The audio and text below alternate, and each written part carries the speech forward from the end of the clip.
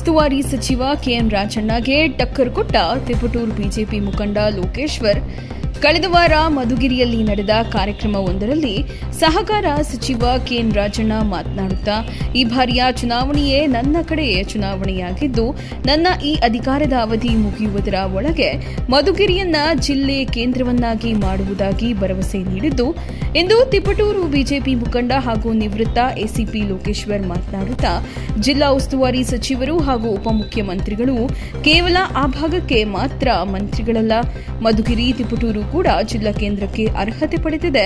ಹಾಗಾಗಿ ತಿಪಟೂರು ಜಿಲ್ಲಾ ಕೇಂದ್ರ ಆಗಲೇಬೇಕು ಎಂದು ಆಗ್ರಹಿಸಿದರು. ಎಲ್ಲಾ ಫೆಸಿಲಿಟಿಗಳು ಜಿಲ್ಲೆ ಆಗೋದಕ್ಕೆ ಯಾವಾಗಲೂ ಸುಮಾರು 15-20 ವರ್ಷದ ಹಿಂದೆನೇ ಇದನ್ನ ಜಿಲ್ಲೆ ಮಾಡಬೇಕಿತ್ತು.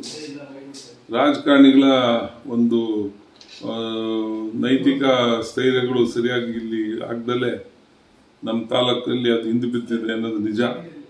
ಆದರೆ ನಾನು ನಮ್ಮ ಜಿಲ್ಲಾ ಮಂತ್ರಿಗಳು ಏನು ಇದ್ದಾರೆ, ಅದು ಪರಮೇಶ್ವರ್ ಸಾಹೇಬ್ರಾಗಲಿ ರಾಜಣ್ಣ ಸಾಹೇಬ್ರಾಗಲಿ, ನಮ್ಮ ಜಿಲ್ಲೆ ಆಕ್ಚುಲಿ ಮಧುಗಿರಿ ಜಿಲ್ಲೆ ಮಾಡಬೇಕು ಅನ್ನೋದೊಂದಕ್ಕೆ ತಲೆ ಕೆಡಿಸ್ಕೊಂತ ಇದ್ದಾರೆ.